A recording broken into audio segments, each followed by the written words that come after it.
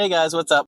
So we're in the 2014 Jetta. We are on our way to Aaron's house. We're gonna get this car cleaned up, and yeah, this car's not gonna be that bad of a clean. This one's an easy clean, so shouldn't be too terrible. Here we are, pulling up at Aaron's. Oh, there he is outside. Oh, let's pull up here by the boat.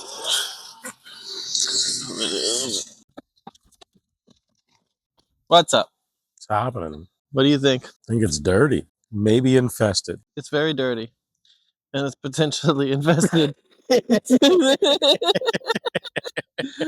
Okay, it's both of those things.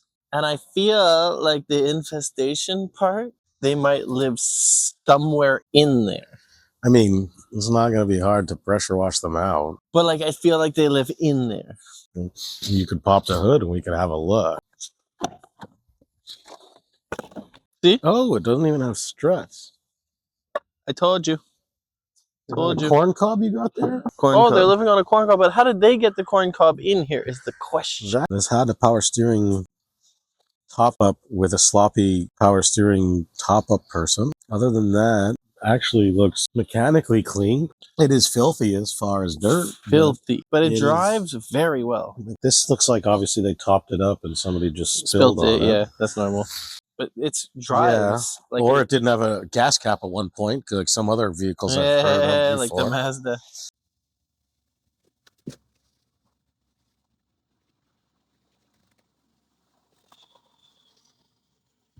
No, this one drives really, really well. Like really, really well. This is the one that I want to clean because it's ready for sale. It doesn't really need any mechanics, really.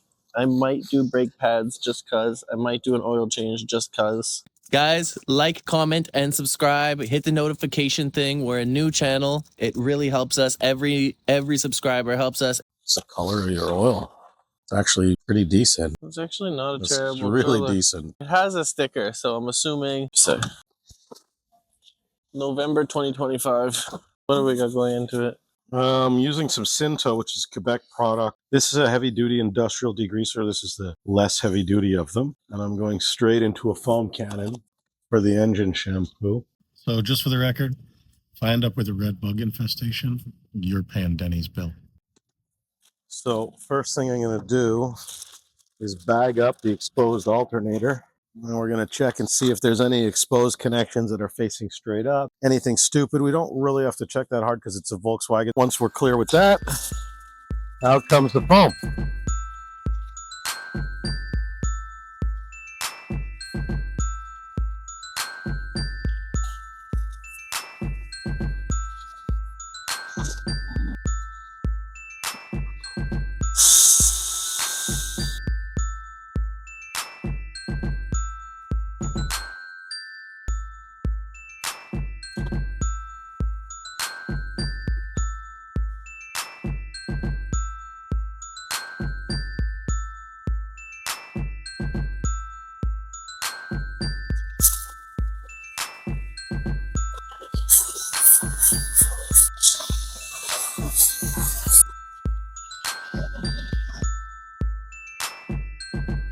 Oh, we got some red bugs. We got some red bugs in the.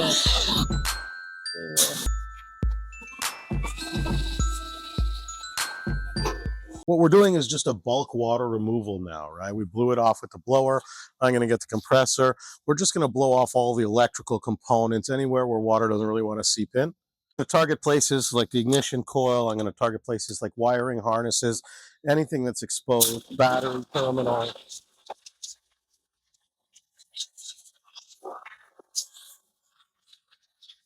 Wasting my motor plast. So this is the pro tip. This works so much better than anything I've ever used before. It is from Koshemi. It is motor plast. And you just lightly mist the motor with it. And then you let it idle for 10 minutes.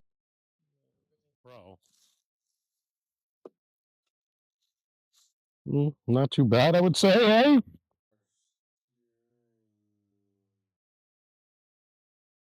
Doesn't that look pretty?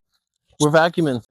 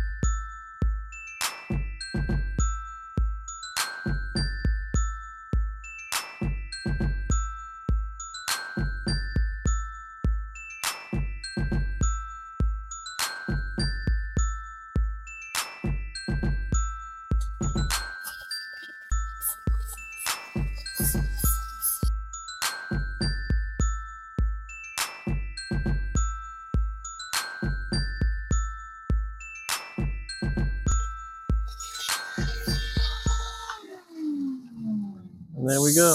The inside is vacuumed. All right, so now we're back to the inexpensive foam cannon that's leaking everywhere. This is super foam from Koshemi. It's a very aggressive, high pH pre-wash soap.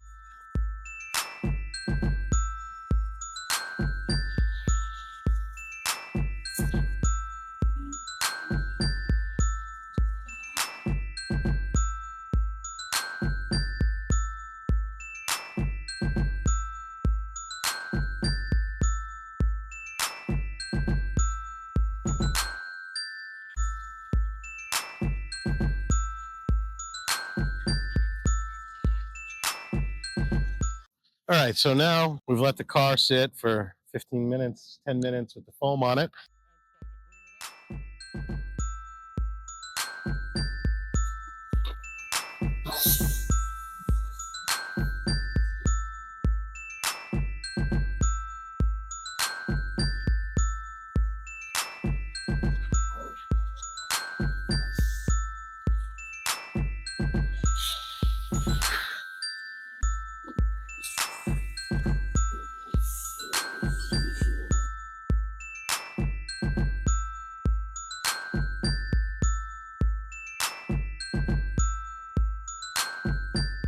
So now we pulled out the MJJC foam cannon. I filled it with the sticky snowball foam. It should foam up pretty good.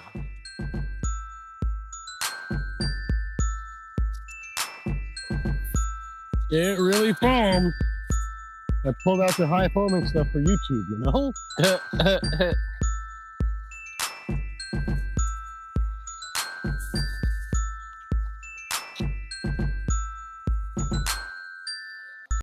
All right, so my technique, a little different from some. Everybody does it their own way. I take a nice plush microfiber, I fold it in 4, and I'll proceed to start at the top of the car. And when I get done with the panel, I'll flip my microfiber. As you proceed along the car, you have a fresh surface that's not contaminated. So now we're on the final rinse, I guess. Probably could use quite a few more with this car if we're going to be honest, but just going to rinse now from the top down. You see I'm not using the long one. This is a much wider fan. It's going to get a lot more water. It's going to allow me to take the soap off much faster. We're going to now go more traditionally. You guys have probably seen people wash cars from the top down, where before I was going bottom up. Bottom up is so you can keep your place in a pre-wash. Now we're just going to remove all the soap.